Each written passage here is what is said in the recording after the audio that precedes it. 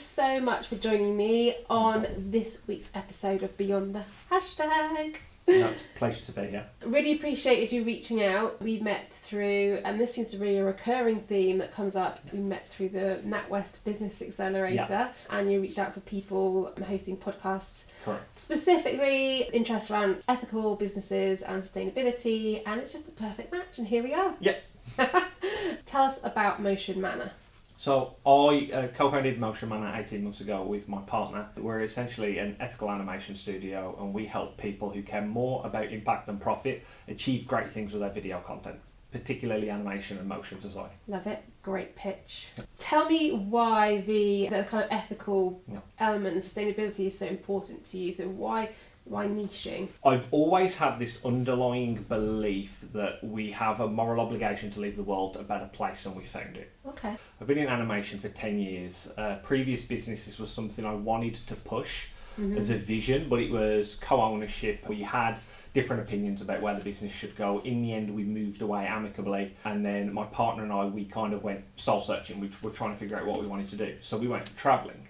And this was when we really actually saw the outer world firsthand. You see videos online and you see the protests and people talking about it, but this was the first time we actually saw the bleached coral reefs with no life. So we actually saw remote beaches in the middle of nowhere in Cambodia completely filled with trash, which blew our mind. We would see animals locked in cages on the streets in Thailand, and it was really then where it kind of broadened our awareness of the bubble we'd been living in and what being ethical it might have meant to us. So when we came back, we were trying to figure out what the next steps were, and to us storytelling was a very powerful tool. So we wanted to move back into animation and motion design. And then as we set the company up, we realised that for this to be our company and really want to push it, it has to be in line with our values. So everything that we believed and learned had to be at the forefront of the organisation. We didn't want it to be something hidden on the bottom of an about page where you click through, you scroll, and it's like, oh, we also do this and this and this. It's like, no, we wanted it to be our identity to also narrow down who we worked with, but also how we operated as a business moving forward. That's really great to hear, that it was almost an enlightenment that you had that drove the beginning of the company. Yeah. And before we started recording, you and I had a quick chat about a lot of sustainable businesses, the journey that are going on to pivot into a sustainable, ethical business. I guess that's great, isn't it? It's great that businesses would be solely focused on profit making no matter who their audience, to pivot in a world today that we're in, to put sustainability and the green agenda at the heart of what they do. How do we make sure it's genuine though? So that's a challenge that I've found since day one. So we know what it is we're trying to do, but it's trying to do it in a way of how do we do it so it's transparent, it's genuine, but then also it's kind of backed up, so we're not just saying it. So we've looked a lot into accreditations. I briefly touched upon that we're going through the process that we want to be B Corp certified. That's one thing in line. I think for a lot of organisations, that's a great level of certification that covers a lot of bases. It balances people, process, planet in many different areas. There are a lot of other sub-accreditations that you can get in different areas. So another one is 1% for the planet. And a great example actually is when we first incorporated, we made the decision that we were going to reinvest 20% of our profits into creating content for non-profits in climate, sustainability and animal welfare. Then we talked about this for a while and we're really excited, but there was incongruency there and we were like, this is a great idea, but then we realised as an SME, you're not really pushing to be in profit as possible. It sounds nice, but how genuine is it? So we actually had that battle of, well, what do we make the number? So we picked a partner for the first year and then we actually changed it at that point. We're going to make it just revenue. So we actually reduced the number. We went realistically, what would that proportion be? And we just made it revenue and we settled on 2% revenue is going to be moving forward. That's more tangible. That's profit or not, regardless of the accounting reports and how that gets processed. It's 2% revenue. We are committing to that goal. And that's genuine. Yeah. Absolutely. Yeah. That's putting your money where your mouth is. Yeah. If you like. So yeah, I think that's really important that people who want to make that pivot and go on that journey need to really ask themselves those questions. We've been going through it a lot at Naturally Social, and our journey was very much on the lines of going on the accelerator helped me to really communicate my why, which was about using social media as a force for good. But there was an incongruency there with the clients that we were working with versus the clients we were trying to get to, and we've had to be really strong about saying no to certain people and really working on getting those that we want to work with in order to make sure that both what we say outside versus what's happening under the surface meet together and really what you preach ultimately. What's been your favourite work so far? Who have you enjoyed working with? So bringing it into the last 2 years rather than the last 10, we've been fortunate enough to have some fantastic clients. There's this weird thing that happens that when you actually kind of go, right, we're going to align the business with our values and stop saying no to these people that don't fit, suddenly you start working with lovely people, which actually makes communication a lot more enjoyable as well, because in the past we'd worked with clients that I wouldn't work with again, or communicating was very difficult. It was that callous corporate relationship. We're paying you, do us a service. Whereas now, because we're connecting on values, the calibre of the people we're working with actually makes the work a lot more fun. Yeah. We've just finished a project for an amazing foster care agency in Australia, and they were lovely. They were just some of the most constructive people we'd ever worked with in terms of our process and the feedback. And I think, but also giving us a lot of creative control. It was nice to have that trust where they're coming to us and going, okay, what should this look like? And we're putting together the packaging, the ideas and the scripts, and almost giving us a lot of autonomy over the visuals was really nice to have that kind of like that creative input. Sometimes it's like a 50-50, whereas they were just, we trust you, go run with it, which was brilliant. Nice. Yeah. How did you get clients in Australia? So we worked with another client. So there's a snack-based brand based in the UK called Hiya, and that's a plant-based snack bar. And we did a series of videos for them, which were for social media, so evergreen content, paid advertising, that sort of thing. There was videos to be used in their online, so e-commerce marketplaces. So the director was, I think, school friends with the person. So the person in the Australian foster care agency grew up in England, moved to the Australia. So a lot of our work has been through referral. It's been, we work with someone, they love it, they then spread the word to someone else. So the relationships are very tenuous. It's in terms of how they're connected. That's all right, no, it still works, doesn't it? I love that. Yeah. And so animation, video content in general, how important is it for the storytelling that you mentioned earlier, particularly with people in the purpose-driven field? I think video as a broader medium, I think, is hugely important. So we have this belief that we constantly preach to people, is that we believe storytelling has the power to change the world.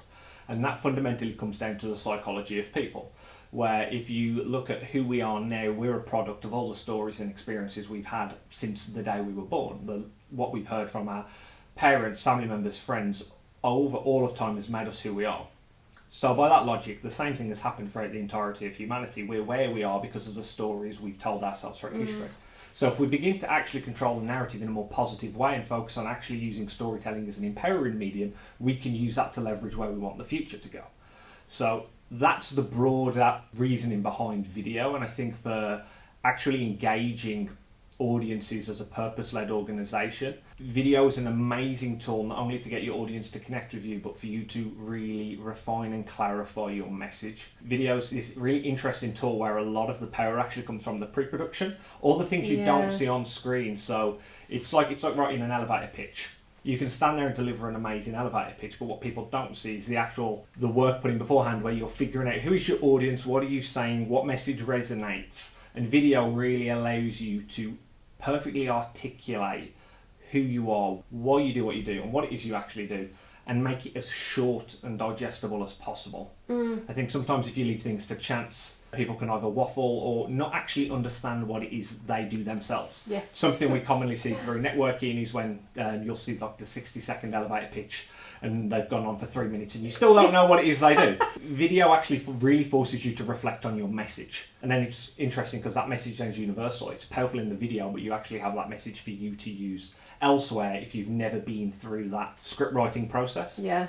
So why animation over your standard pre-recorded or live video? Here at Naturally Social, we're going really full on with short form video, like TikToks and Reels. What's the benefit of animation, and is it a trend that has been? So there's a few answers. So the first easiest answer is going to be I was an animator and I did animation at university. So that's the natural progress in terms of my understanding in skill set and industry. The reason why we haven't branched out into broader video production is from an actual sustainability goal point of view. It doesn't align with our values, and it's something that we've battled with. Fundamentally, digital animation, we can try and make the process as green as possible in terms of the equipment we buy, how we generate that work. We limit physical materials, if barely using any at all. Video production typically can require a lot of travel, but not only that, the manufacturing process that goes into making lenses. I don't know the math of how much water will get consumed in the glass moulding for a lens on its own. I don't actually know, but the actual carbon footprint of creating a video production, going somewhere, shooting a big on-site promo video with professional lighting and stuff like that, the actual footprint of that is going to be drastically higher than, say, animation where it's potentially just you, a mouse and a laptop. Beautiful answer. I love that. I genuinely love that answer. I think it's perfect. I think it was through COVID. I can't remember what company. I'm going to have to go and have a look afterwards. But I was seeing a lot of adverts created on TV using digital means and repurposing of content that had been probably produced in other places. And they're probably doing that mainly because they couldn't get actors on sets. But actually, I was looking at this out thinking, they're really nice. And they must cost a fraction in both financial and economic terms to produce. So it really depends on the scale of the production. So if we're talking about the animations that John Lewis might be making, no. I don't know what their budgets are going to be. It's probably more than what we get paid for our average production. I think video production cameras as an entry point can be more affordable than animation, but it depends. It can also scale very quickly in terms of crew. So I know video production can be very expensive. If you're talking about TV advertising, then they are paying for actors, actresses, you might have set design, props. You will have a plethora of people behind the scenes actually bringing this together that have come from all over the place, potentially flew in. Animation, for example, from an actual costing point of view, you can have a team of people just working remotely from home offices or co-working spaces. They don't need to travel those long distances. They don't need central hubs or offices where people are commuting in. So it's a very, very flexible medium. Video is always going to have that in-person limitation where you have to get people together in some capacity to film. Yeah. What do you feel about all these DIY cloud-based systems that create animated videos? I might mention Toonly and put a link in. I don't know. An affiliate link. Yeah. So I'm not going to stand here and necessarily knock some of these tools. They're not going to create you an award-winning animation at the end of the day. I'm not going to scream at everybody you need animated video, you need animated video. I think what businesses, especially SMEs, should be focusing on early on is what is your acquisition channel and how are you going to scale? And it's finding those ways in terms of how are they actually going to be repeatedly bringing in business. And then it's how do we use video to actually reinforce this process? Yeah.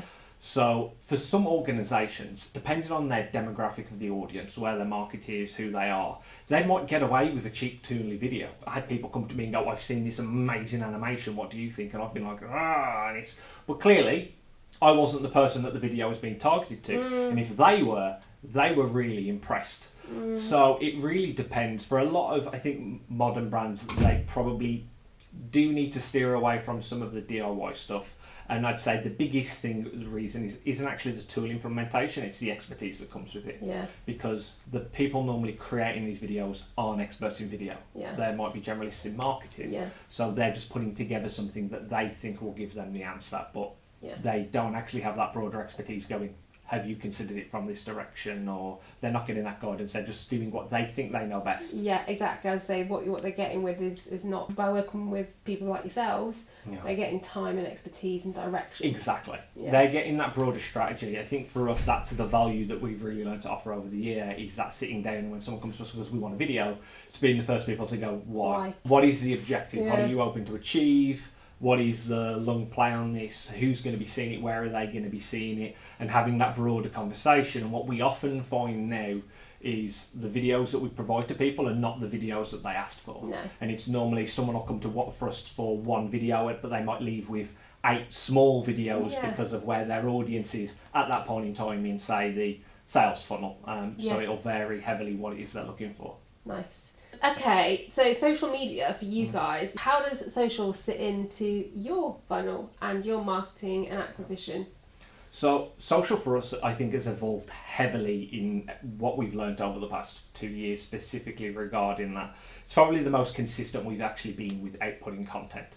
Biggest learning for me was I made a huge mistake previously of hiding behind my brand. So the previous company, what we did was we had the brand social media platforms where we would put content out, but as a director, I wasn't very active myself. I didn't want to put my face out there. So I wasn't active on social media. So our social media channel, although we were posting regularly, would get little bits of engagement, but mainly through people we met through networking. There wasn't any really scale strategy there. I often joked that my social media strategy was to just regularly remind people we exist. And that was the strategy behind it. Whereas now I think it's a lot more strategic. The actual company brand platforms are around engagement, education and awareness of who we are as a broad company. Now I'm actually trying to make myself a lot more visible on social. I have targets in place in terms of my posts and my engagements. Cool. In terms of how do I scale my own social media, because at the end of the day, people that come to us are normally buying from me and my values, because that then feeds into the company. And then that's how we then get them to engage with the broader Motion Manor marketing material. That's cool. I'm glad that you picked up on that element of you recognised that previously not putting the face to the brand was actually quite detrimental in a successful, scalable strategy. Because even if that changes in 10 years' time, putting you behind it to begin with is really important. My social media was me. But then as you grow and you've got a team, and I've got a team of 6 now, and 7 including me, it can't always be me on the social media, but we need to put that face point, and it works so well. But there's also that point where we're attracting loads of new people into our feeds and into our community who don't know who I am. And so I got to a point like a year and a half ago, I was like, oh, phew, I could step back on the socials. Woohoo! I was going to do my LinkedIn, and then I was like, oh no, I've got to go back on the socials, haven't I? But I think that's really important, is that there will always have to be, as you grow on that journey, there needs to be an exit strategy per se. If we become a VaynerMedia brand, for example, I'm not going to be showing up on Naturally Social's channels, but I need to have that output for myself that connects the two together. How does it work for you in terms of impact? Because a lot of people see social as a part of the marketing strategy. But how does it deliver impact for you? Do you get customers from it? Have you seen somebody go from here to here and this happen? So we're in that process now. We recently really shifted a lot of our marketing energy through the learnings and the mistakes we made. A very simple one. It's going to sound stupid saying it, but we've learned that we can get far more traction via actually using the tools to outbound as opposed to actually generate content. So it's important for us to be engaging with our prospects and actually commenting on them and building those relationships, not just putting content out and going away, come find us. Yay! So now that's part of a broader strategy in terms of we do have a sales funnel with people that we want to work with, but it's then actually following those, engaging with them, and then having that slow organic outreach as part of a broader thing. So that all ties in together.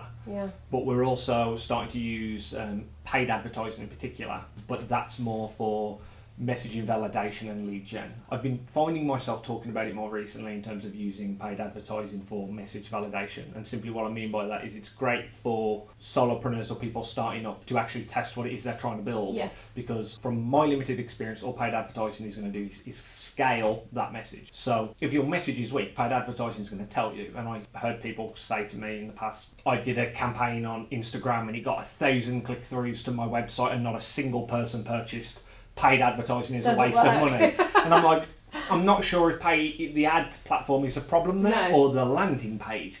And I think what it actually does is it gives you a great platform to learn. And I think if early on, people can save a lot of time and pain in learning about their audience and their messaging and what their tagline should be or who should they be talking to if they actually went, let's just put a couple £100 aside and run a number of really small micro campaigns to see do they engage with or it's such called A/B testing for a reason, and kind of go through that process. So we're also experimenting with that now because we're going to start doing more lead capture into online platform and that sort of thing. So we'll be doing the same thing and going through which one actually works most and then reinvest in that direction. That's awesome to hear. So people who aren't watching this on YouTube but listening on the podcast, I was giving Anthony the big thumbs up, talking about actually they realise and their strategy, has adapted to a point where it's not just about making sure we've got 10 posts a week going out, woohoo. You've gone, actually, the magic happens, the real power of this is when we create relationships, go to where the conversation's happening, and actually nurture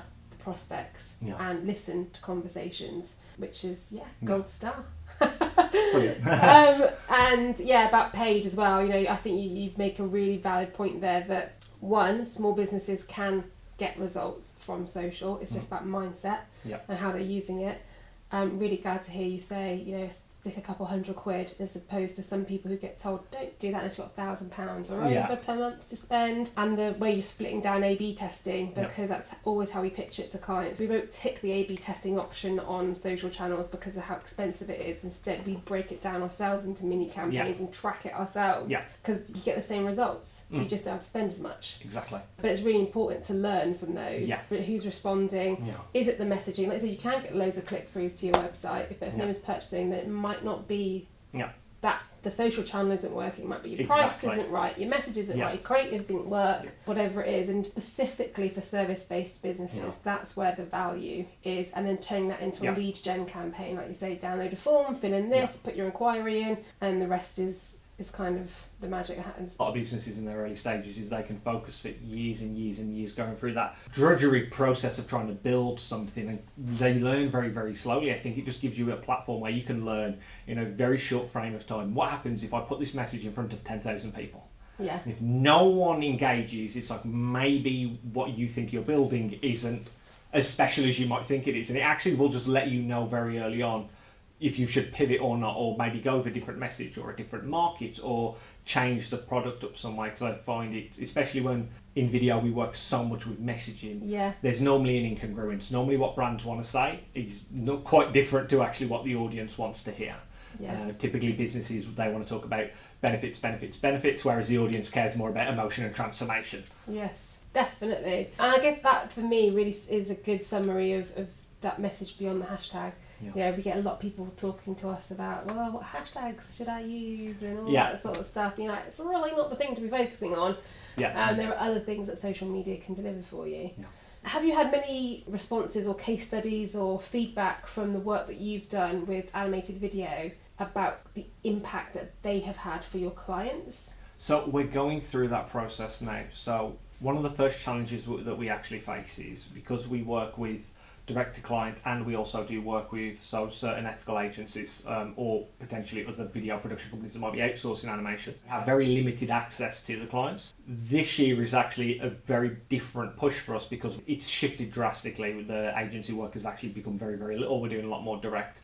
So now we're in that process of actually that outreach, and we're working with a client. We've just finished working with a client called Do Good, and they're a plant-based dog food brand. They've done some amazing work, and when we were coming up with the project, we knew that certain videos would be for paid ad campaigns, and we're waiting for the data on those. So in terms of the actual impact it makes from an engagement point of view, how does it perform in comparison to the static content as well? And actually knowing that firsthand, because I think for a lot of creatives, that's really where they struggle, is how do I actually prove that what I do is of genuine value? But I also think it's important internally for us to kind of know that we need to validate our own expertise so we can then point people in the right direction, which is why we try to experiment so much. So at least we're coming from a credible position where we're talking about what we've done, not what we've heard. Yeah, absolutely. And that term, validate our expertise and experience, sums up perfectly. We do not talk, particularly as you said, creatives, marketing agencies, anybody in that field, creatives, we don't talk enough about the work that we do and the value it adds. And because you're constantly going, you don't sit back enough and go, God, do you remember when we did that? Or actually, that was pretty good. So Naturally Social turns 7 this week, actually tomorrow. So we go into our 8th year as a Friday, and we've been reflecting on some of the work that we've done. And when you sit down and take the time to unpick the stats, and luckily for this one client we've got full control so we can see everything, and pulled all of that data out, and you go, wow, that's pretty cool. And that will help you attract future clients. It helps you validate what you do. It's great internally to bring your team on the journey, say look at all the things that we've done. And it's something that we're actually really keen to push, especially with the clients that we're working with, and it depends on the campaign. At the end of the day, half of the work that we do is not internal, so we might do internal comms for some of these companies. So there it's more difficult to track the impact because it's more educational in terms of who's watched it, but for us it's getting through that. How do we surpass the vanity metrics, like look away from the impressions and kind of go, what is this video directly translated into? What has it created your business or organisation? And that's really what we're trying to tick at the moment. Wonderful. Well, Anthony, that is us for this episode. But before we wrap up, it is time to go on to my favourite bit of the podcast. Social media fail time. Tell us about this pretty epic fail you've brought to the episode. So the main one that I could think of was something that happened in social media, I think within the last 2 months, might have been a bit longer, but essentially KFC created a video that was going into their chicken farming, and it was a documentary, and they had a YouTube influencer come on board, and they were going through said chicken farm, showcasing how an amazing facility that it was that they were creating, and that the chickens were all happy and they got to play, and the YouTuber got to be a part of this and then promote it to his audience. But then a few weeks later, an animal activist, Matthew Glover, went into this chicken facility and actually managed to track down the exact one that they used within the video, and they filmed their own documentary highlighting the reality of what the chicken farm actually looked like. And I think there was a huge fallout from that. I know the video got a lot of traction. It was the Beyond the Bucket was the video, or the series if you like. And I think, Nico's certainly still producing YouTube content, which makes you kind of think, like, if an influencer can be involved in such greenwashing, ultimately, or false marketing, and they're not impacted by it, how is that fair? And what else are they doing? Exactly. And how can you trust what else is getting put out? And actually, it can make you feel that way about all social content. Is it genuine? Exactly. But also KFC, I bet KFC's profits haven't been impacted hardly at all because of this. What kind of lessons do you take away from this fail? Like, what did KFC do wrong, do you think, apart from lie? It was a dreadful time for them to actually try and come out and brazenly lie about this.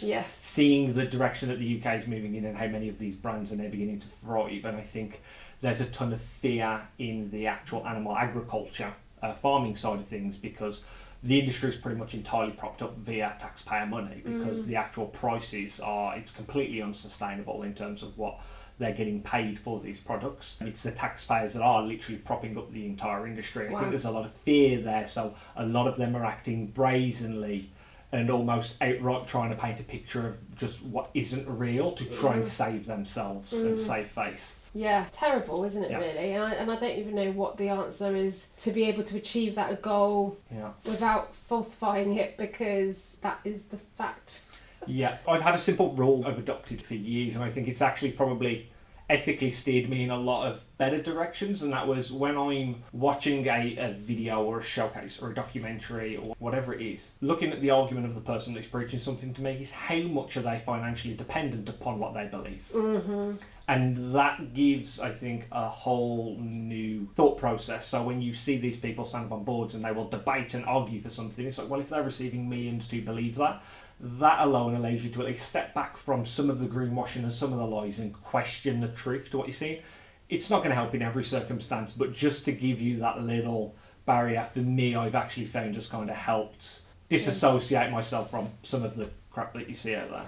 Good. Influencer marketing, have you dabbled in much? What do you feel about influencer marketing in this situation? So we haven't dabbled in influencer marketing. I don't see a scenario where we will. I think for me it's something, morally I want to disagree with it. The idea that someone will be paid to then advocate for something which most of the time, let's be honest, they've never used.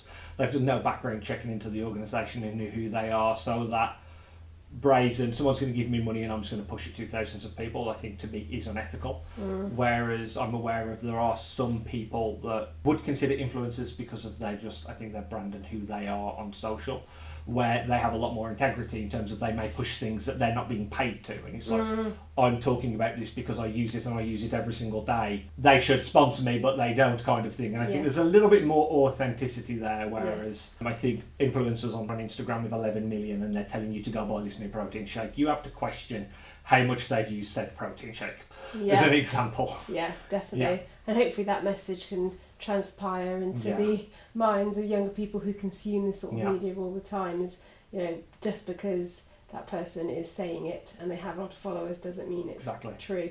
And if you're thinking about doing influence marketing or introducing it into your strategy, then make sure you find somebody who genuinely fits with the brand. Exactly. Don't just look at the numbers, look beyond the hashtag. Exactly. Thanks, Anthony. It's been great talking to you today. Thank you very much. It's been wonderful.